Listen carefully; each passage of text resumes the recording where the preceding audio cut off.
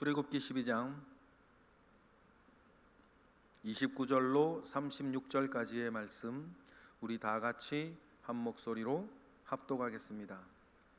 밤중에 여호와께서 애굽 땅에서 모든 처음 난 것 곧 왕 위에 앉은 바로의 장자로부터 옥에 갇힌 사람의 장자까지와 가축의 처음 난 것을 다 치심에, 그 밤에 바로와 그 모든 신하와 모든 애굽 사람이 일어나고 애굽에 큰 부르짖음이 있었으니, 이는 그 나라에 죽임을 당하지 아니한 집이 하나도 없었음이었더라.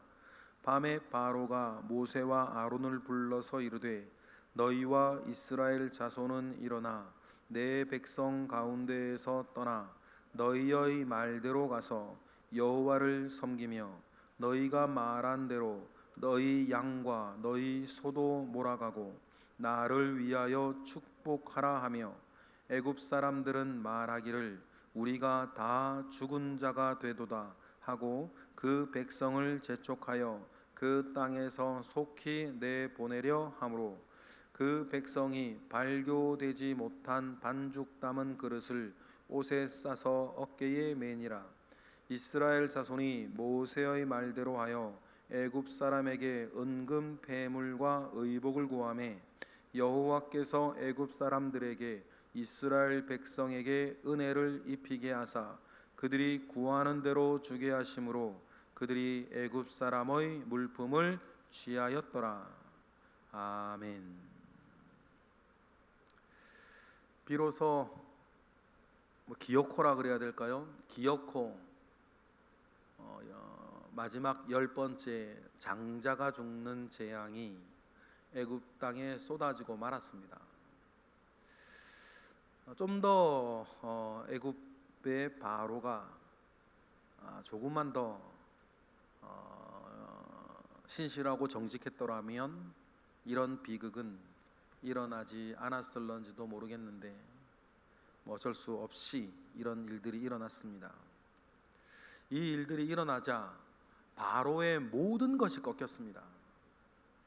우리가 그냥 지나가면서 읽었지만 31절에 바로가 말하죠. 너희와 이스라엘 자손은, 이렇게 바로가 얘기를 합니다.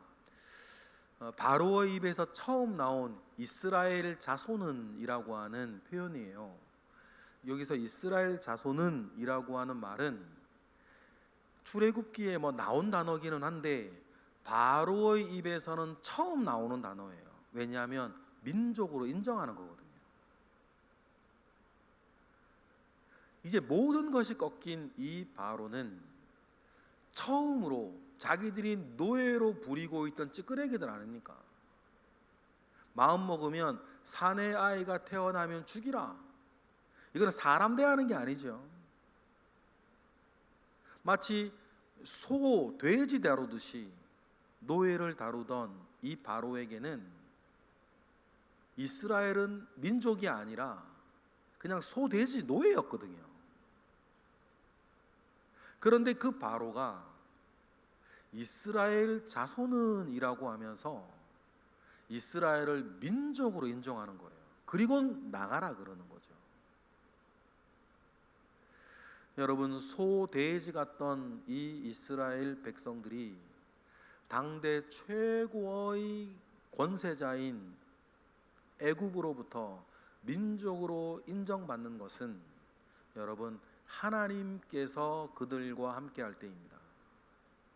여러분, 이러한 영적 원리는 저와 여러분과 우리 교회와 모든 그리스도인들에게 마찬가지일 것 같아요. 세상에서 보면 우리는 굉장히 낯선 사람들이에요. 왜냐하면 세상의 생리를 쫓지 아니하고 다른 것을 쫓아 사는 사람이거든요. 세상의 생리를 바라보지 아니하고 하나님을 바라보며 사는 사람이니, 하나님을 바라보는 사람으로서의 당연히 다른 생활 모습이 있겠죠. 다른 생각이 있을 것이고, 그것이 세상은 되게 낯설어요. 그러니 우리와 다른 낯선 그 사람들에 대해서 세상은 기본적으로 조롱하거나 상황이 악화되어지면 핍박하거나 그런 모습들이겠죠. 왜? 다르니까. 소속도 다르고 생각도 다르고 생활하는 모습도 다르고 그들이 중요하다고 여기는 것도 달라요. 그러니 세상 사람들 입장에서 얼마나 밉겠습니까? 얄밉기도 하고 이상하기도 하고 왜 저렇게 자기들끼리만 저렇게 있냐고 이렇게 생각할 수도 있겠죠. 그런데 그런 우리 가운데에서도 하나님이 함께 하시면, 하나님이 우리와 하나님께서 여러분과 함께 하시면 이렇게 존귀해지고 높아지고 커지게 될 줄 믿습니다. 우리 스스로 우리를 높이는 것이 아니고, 그럼 세상 사람들과 뭐가 다르겠습니까? 하나님께서 우리를 높여주시는 일들은 다른 것이 아니라 하나님께서 나와 함께 하는 것이다. 집에서도 일터에서도 어디에서도 하나님이 나와 함께 하실 때에 소돼지 같던 이스라엘이 너희와 이스라엘 자손은 애굽에서 나가라 라고 민족으로 인정받을 정도로 높아지는 것은 하나님이 함께 하실 때밖에 없다는 사실들을 여러분 기억하고, 여러분 믿음의 주여 온전케 하시는 예수 그리스도를 바라보고 그가 나와 함께 하실 것을 늘 소망하며 사시는 저와 여러분 되시기를 바랍니다. 여러분 기억나십니까? 출애굽기 5장 1절 2절 시작할 때 출애굽기 5장이 어떤 자리입니까? 어떤 장이에요? 모세가 처음으로 바로에게로 나가서 이스라엘 백성을 보내달라, 내보내달라 얘기했을 때 하는 장면이 출애굽기 5장 1절 2절 장면이에요. 그때 말입니다. 2장에서 바로의 첫 마디를 여러분 기억하세요? 여호와가 누구이간데 내가 너 말을 듣고 이 사람들을 내보내랴. 여호와가 도대체 누군데, 그가 무엇이건데 내가 그 말을 듣고 이 노예를 내보내겠냐고 곧 웃음을 쳤던 사람이 바로였어요. 그런데 10가지 재앙을 지나면서 애굽의 신들이 다 꺾이고 바로가 믿던 군대들이 다 무용지물이 됐을 때 바로가 항복하는 장면이 오늘 장면이에요. 장자 죽음에 대한 재앙이 예고되었을 때에 바로가 가만히 있었겠습니까? 이전 9가지의 재앙을 다 경험하였으니 어떤 일이 일어날 것을 바로도 예상을 했겠죠. 그래서 바로의 모든 군대들을 동원해서 경비를 강화하고 나름대로의 대책을 세웠을 거 아니에요. 그런데 여러분, 그들 가운데에 정말 오른팔과 같고 생명과 같은 장자가 온 애굽의 집집마다 한 명도 남지 않고 다 죽어버린 거예요. 이전까지의 다른 9번의 재앙들은 사실은 이 장자 재앙을 위한 서론이었죠. 그래서 여러분 3개씩 묶여 있었어요. 그리고 각 3개씩 묶여 있던 재앙 중에서 마지막 3번째 재앙들은 다 예고 없이 가면서 일정한 패턴을 주님 보이셨거든요. 마치 오케스트라 지휘하듯이 하나님께서는. 그래서 1번 369 재앙에서는요 하나님 예고 없이 하셨어요. 막 하신 게 아니라 하나님은 나름대로의 리듬을 가지고 재앙을 이끌어 가셨는데, 그 모든 1번부터 9번까지의 재앙은 마지막 10번째 재앙의 서론 역할을 했죠. 그리고 말입니다, 1번부터 9번까지의 재앙은 믿지 않는 사람의 입장에서는 어떻게 하든지 간에 자연현상으로 설명하려면 할 수 있는 것들이었어요. 흑암재앙도 모래폭풍이 여기에만 불었느냐 안 불었느니, 메뚜기 재앙도 이건 기상이변이니 이런 얘기하면서 이렇게 막 이니 이런 모든 것들도 어쩌다 보면 자연 기상이변이나 자연현상 가운데에 일어날 수도 있는 것이라고 말할 수 있는 거죠. 뭐 우리 믿는 사람들의 입장에서 보면 고센 땅이 구별되어지고 시작하는 시점과 끝나는 시점 명확한 것들을 보면 이건 하나님이 하시는 거 맞죠? 지금도 그런 거 많거든요. 믿음의 눈으로 보면 분명히 하나님이 하신 건데 불신의 눈으로 보면 다른 것도 생각이 나는 것들. 그래서 여러분, 믿으면 비로소 보이는 것들이 있다. 뭐 우리 그거 무슨 말인지 이해하시잖아요. 그런데 애굽에 내려지는 이 10번째 재앙은 도무지 설명이 안 돼요.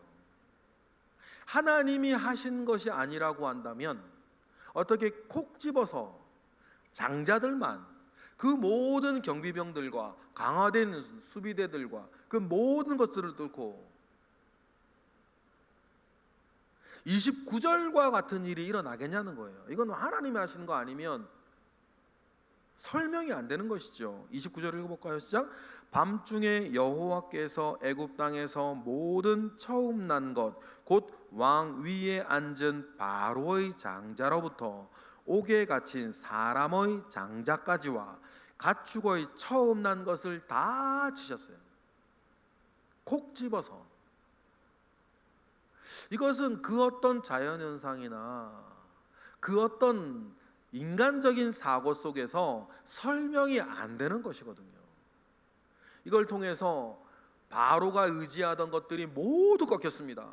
바로의 군대, 바로의 지혜, 바로가 섬기던, 애굽이 섬기던 모든 신들이 다 꺾어버렸어요.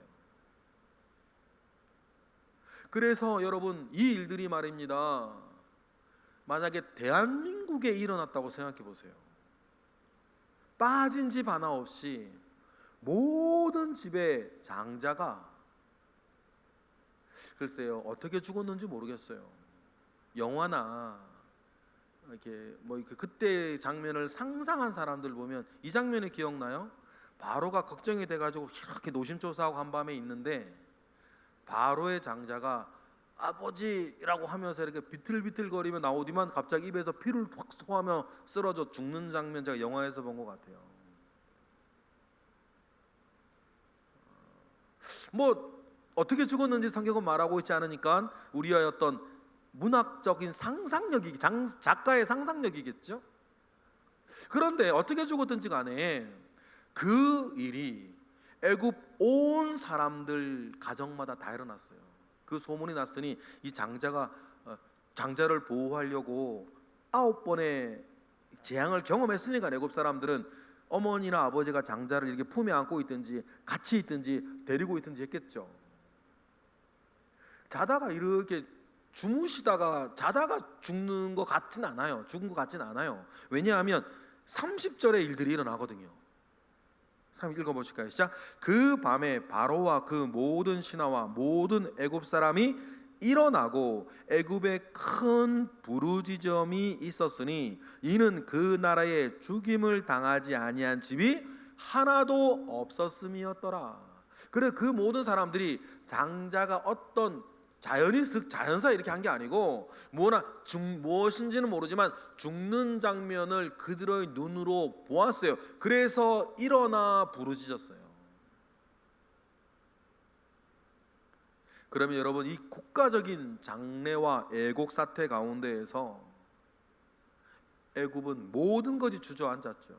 재산을 잃는 것 정도가 아니지 않습니까?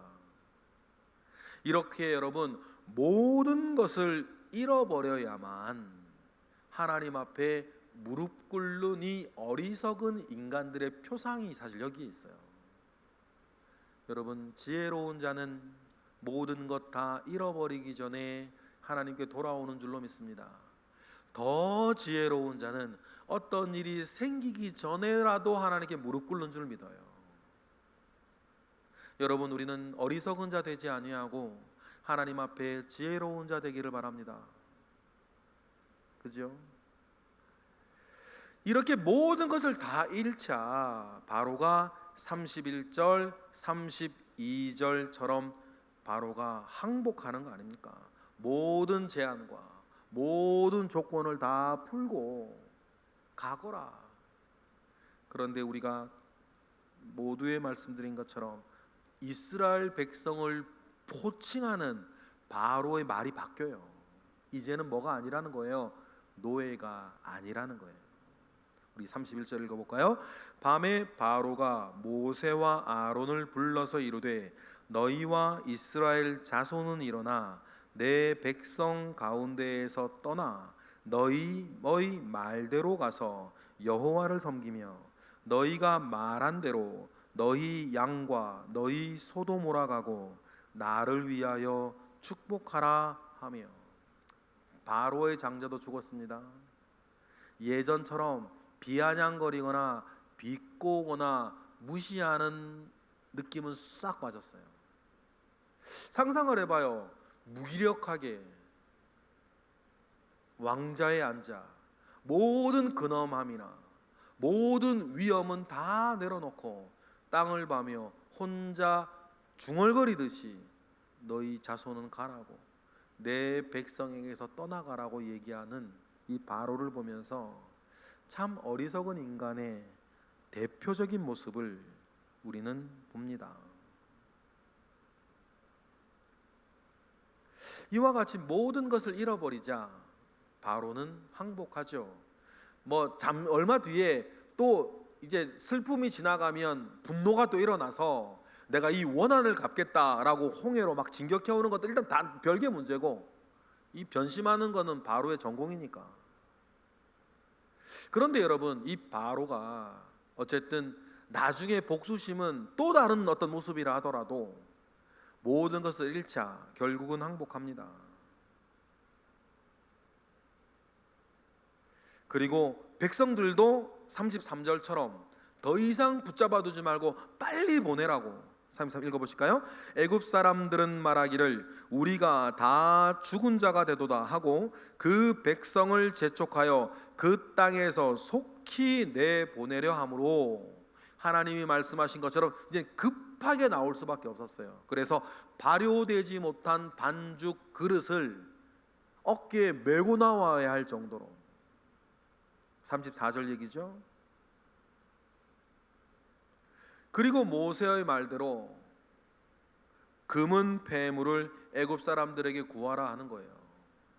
35절이죠. 하나님의 공의 아니겠습니까? 하나님의 말씀대로 되어지는 공의 하나. 그리고 또 그동안 애굽에서 노예살이 대가도 없이 뭐도 없이 애굽에서 노예 생활한 것에 대한 보상을 주시는 하나님의 두 번째 공의. 그리고 세 번째 공의는 뭐예요? 나중에 지금의 금은 폐물이 뭐가 됩니까 여러분? 성막의 재료가 돼요. 여호와 이레의 하나님. 하나님은 일을 시키시고 하나님은 무언가 사명을 주실 때에 필요하다면 재능도 주시고 필요하다면 물질도 주시고 필요하다면 힘도 주신다. 그러니 여러분, 그 하나님 우리가 기대하는 거예요. 그것이 하나님의 공의의 세 번째 모습. 그러니 빨리 애굽 사람들은 이스라엘을 내보내야 하고, 그리고 또 이 일들을 겪으니까 이들은 보통 사람들이 아니라 보통 민족이 아니구나. 이들과 함께하는 여호와는 보통 신이 아니구나. 애굽의 모든 신들을 꺾고 무용지물로 많은 유일한 여호와로다라는 것을 애굽 사람들이 알고 그들의 백성인 이스라엘에게 뭐를 바치는 거예요? 예물을 바치는 거예요. 그들의 슬픔은 슬픔이고 너무나 상상하지도 못할 강한 신 앞에 그들이 예물을 바치는 것이죠. 그 예물을 누구한테 바칩니까? 이스라엘 사람들에 바치는 거예요. 35절 읽어볼까요? 시작. 이스라엘 자손이 모세의 말대로 하여 애굽 사람에게 은근 폐물과 의복을 구하매. 36절. 여호와께서 애굽 사람들에게 이스라엘 백성에게 은혜를 입히게 하사 그들이 구하는 대로 주게 하심으로 그들이 애굽 사람들의 물품을 취하였더라. 그들이 애굽 사람들에게, 이스라엘 백성들에게 은혜를 입게, 하나님께서 이스라엘 백성들이 이와 같은 은혜를 입게 하시는 것은 여러분 어떤 내용 가운데에 은혜를 입었을까? 좀 전에 말씀드린 그런 내용들이죠. 그들이, 애굽 사람들이 이 이스라엘 사람들을 통해서 하나님을 본 거예요. 하나님을 본 거죠. 그래서 하나님께 두려워하는 마음에 예물 바치듯이 이스라엘 백성들에게 금은 폐물을 다 주는 겁니다. 여러분, 오늘 말씀을 우리가 이렇게 읽고 묵상하면서 결국 우리가 하나의 하나님을 우리가 보는 것 아닙니까? 이루어 내시는 하나님, 이루어 내시는 하나님. 여러분, 그 하나님께서 오늘도 저와 여러분과 함께하고 계심을 믿습니다. 그는 이루어 내시는 분입니다. 그는 이루어 내시는 분이에요. 그러니 여러분, 우리가 성경의 모든 약속들, 성경의 모든 말씀들, 하나님은 이루어 내신다. 그 과정 가운데에 어려움도 있고, 뭐 좋은 일도 있고, 여러 가지 기다림도 있고, 또 감사도 있고, 또 하나님의 뜻과 내 마음이 맞지 아니하여서 뭔가 우리도 뭐 여러 가지 일들도 있으나, 정말 우리가 기억하고 바라는 것은 하나님은 이루어 내시는 분이다. 반드시 이루어 내시는 분이다 라고 하는 사실들을 우리는 기억하고, 하나님에게 나아가고 하나님께 속하고 하나님의 편에 서 있어서 하나님과 동행하는 우리 모두가 되기를 축복합니다. 그래서 하나님께서 무엇인가 이루어 내셨을 때 그것이 우리가 같이 기뻐하고 함께 감사하며 하나님의 승리에 동참하고 동행하는 자로 여러분 살아가시는 저와 여러분 되시길 주님의 이름으로 축복합니다. 기도하겠습니다. 할렐루야. 하나님, 감사와 영광 올려드립니다. 주님으로부터 말미암아 오는 선한 은혜와 능력이 우리 가운데 있습니다. 주여, 이루어내시는 하나님을 우리가 봅니다. 이러한 하나님이 오늘 우리의 소망이 되게 하시고 오늘 우리의 능력이 되게 하옵소서.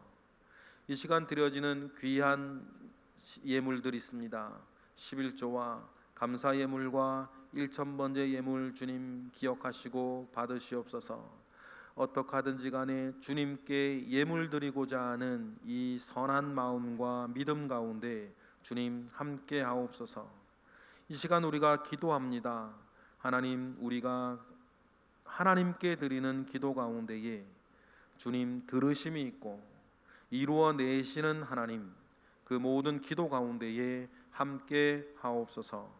예수 그리스도의 이름으로 기도드렸나이다. 아멘.